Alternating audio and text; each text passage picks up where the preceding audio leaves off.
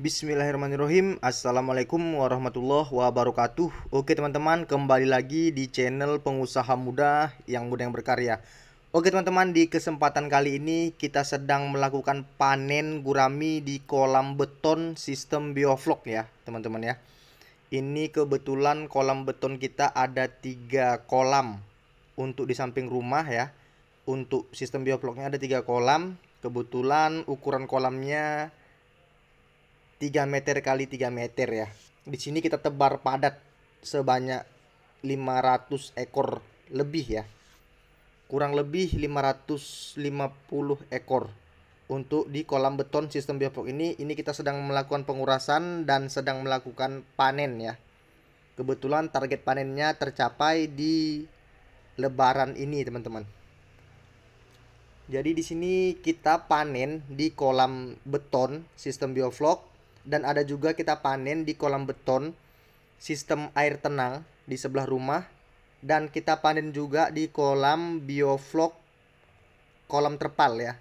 Panen di kolam terpal sistem bioflok, dan kita juga panen di kolam tanah sistem air mengalir atau air resirkulasi teman-teman ya. Oke, ikuti terus. Di sini saya akan membagikan sedikit cerita atau pengalaman ya yang bisa buat teman-teman menambah ilmu lagi lah atau menambah pengetahuan dalam budidaya ikan guraminya. Oke, ini untuk di sebelah rumahnya yang kolam sistem air tenang ya. Ini tebarnya tidak begitu padat karena tidak menggunakan sistem apa-apa ya. Ini sistem yang sebelumnya saya beritahu gimana caranya atau step by stepnya budidayanya untuk air tenang dan tidak memakai sistem. Dan di sini kita panen di kolam terpal bioflok dan juga di kolam tanah sistem resirkulasi. Jadi panennya bersamaan ya teman-teman ya. Panennya bersamaan. Di kolam terpal kita panen, di kolam tanah kita panen, dan di kolam beton kita panen. Nah, jadi di sini kelebihan dan kekurangannya atau keunggulannya lah ya. Keunggulannya di kolam terpal maupun di kolam beton sistem bioflok ataupun di kolam tanah sistem resirkulasi. Di sini mau saya jelaskan juga ya. Kelebihannya itu kalau untuk di sistem bioflok yang kita buat ya, atau sistem bioflok versi dari saya pengusaha muda itu sangat keunggulannya sangat banyak ya teman-teman ya. Yang pertama itu pembesarannya lebih cepat ya untuk di sistem bioflok kita. Bioflok itu di sistem bioflok kolam terpal ataupun kolam betonnya itu pembesaran lebih cepat ya. Sekitar 10 bulan. Kadang ada pun yang 9 bulan kita sudah bisa panen. Kalau untuk sekilo 4-nya, terkadang kan banyak permintaan sekilo 4, sekilo 3 dan 2 ya. Jadi untuk pembesaran lebih cepat dengan ukuran benih kita itu 1 inci lebih. Kadang tidak sampai 2 inci, 1 inci setengah aja deh teman-teman. Jadi sangat kecil. Karena harga benih di sini tuh sekitar Rp1.200 per benih.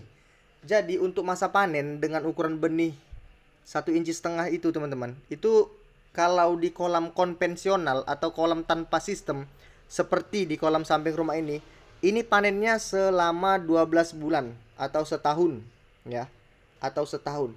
Tapi kalau kita buat dengan sistem atau sistem bioflok yang kita buat di versi pengusaha muda, versi saya ya, itu tembus panen di angka 10 bulan teman-teman. Jadi lebih cepat 2 bulan. Lebih cepat 2 bulan. Tapi ya, ada tapinya teman-teman. Setiap sistem itu pasti memiliki kelemahan. Ya, setiap sistem pasti memiliki kelemahan. Jadi kalau kita bisa memahami atau mempelajari kelemahan di sistem tersebut ya, kita bisa berhasil panen di usia 10 bulan. Tapi kalau kita tidak bisa memahami atau mengerti di sistem bioflok versi dari saya itu, ya jangankan panen di 12 bulan ya. Di usia 5 bulan aja ikan sudah habis atau terserang penyakit ya. Jadi itulah dia kelebihan dan kekurangannya. Makanya di video saya jelaskan sedetail mungkin gimana perawatan pada saat hujan, gimana perawatan pada saat benih ya, dari benih dulu ya. Dari benih dan perawatan-perawatan selanjutnya sampai ikan terserang penyakit gimana cara mengobatinya ya, dan sampai sembuhnya. Jadi di situ udah ada, karena di sini berdasarkan pengalaman kita sendiri ya, budidaya ikan ini. Jadi kalau teman-teman ngikuti channel Pengusaha Muda ini dari awal, mudah-mudahan tahu step by stepnya. Dari tebar benih sampai pergantian air ya, berapa bulan, lalu menjaga ikan itu agar tidak sakit ya. Karena kan kita lebih baik menjaga daripada kita nanti mengobati ikan itu tersebut. Jadi di situ sudah saya siapkan juga vitamin dan lain sebagainya ya. Jadi itu untuk di sistem biofloknya sangat sulit ya. Saya bilang sangat sulit karena nggak sembarangan juga dalam budidaya sistem bioflok versi Pengusaha Muda ini. Karena kita pun budidaya sistem bioflok ini pernah juga melakukan kegagalan atau pernah gagal. Jadi seperti itu, nggak segampang yang dilihat di video kelihatannya panen terus ya. Jadi ada step by stepnya yang pada saat kegagalan itu nggak bisa kita expose semua ya, nggak bisa kita publikasikan semua karena memang nggak gampang teman-teman. Jadi di situ untuk keunggulannya panen jauh lebih cepat, lalu untuk perawatan itu jauh lebih sulit. Kalau teman-teman bisa mempelajarinya ya lebih bagus pilih yang sistem bioflok daripada yang konvensional atau yang tanpa sistem. Kalau tanpa sistem kan kita tidak ada mengambil resiko ya, istilahnya kalau airnya sudah kotor kita langsung ganti aja seperti biasa, ganti habis lalu kita isi lagi, kan seperti itu kalau tanpa sistem. Tapi kan panennya jauh lebih lama. Nah, jadi itu aja sih perbedaannya. Perawatan pun lebih gampang di tanpa sistem karena pada saat ikan sudah tidak nafsu makan, kita langsung bisa lakukan pergantian air. Tapi kalau di sistem bioflok, pada saat ikan sudah tidak mau makan ya, kita nggak bisa langsung melakukan pergantian air ya. Istilahnya bisa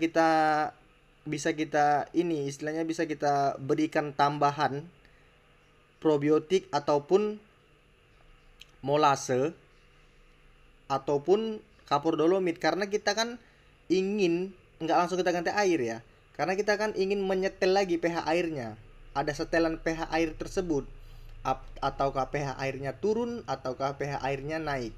Jadi seperti itu, nggak bisa langsung kita lakukan pergantian air lalu sistem yang ada di dalam kolam itu bisa jadi rusak dan bisa jadi tidak karuan. Jadi nggak sembarangan ya teman-teman ya. Maka dari itu harus banyak-banyak melihat konten atau channel Pengusaha Muda ini, jadi biar supaya bisa paham. Kalau untuk ini saya bahas lagi untuk di kolam tanah ya. Tadi sistem biofloknya udah. Dan kalau untuk di sistem bioflok di kolam beton itu sama aja ya. Sama dengan di kolam terpalnya. Bedanya itu paling titik aerasinya kita berikan di setiap sudut. Ya, di setiap sudut atau di setiap segi kotaknya kolam itu tadi. Disitulah kita berikan lebih banyak titik aerasinya agar sudutnya itu tidak menumpuk kotoran ikan. Jadi seperti itu. Kalau untuk di kolam tanah ya, kolam tanah dengan menggunakan sistem resirkulasi itu masa panennya stabil teman-teman. Masa panennya stabil karena airnya kan berganti bagus ya, berganti bagus terus. Jadi dia mampu mencapai target juga di usia 10 sampai 11 bulan ya. Jadi dia nggak terlalu cepat dan nggak terlalu lama juga. Stabil. Kalau untuk di kolam resirkulasi di kolam tanahnya.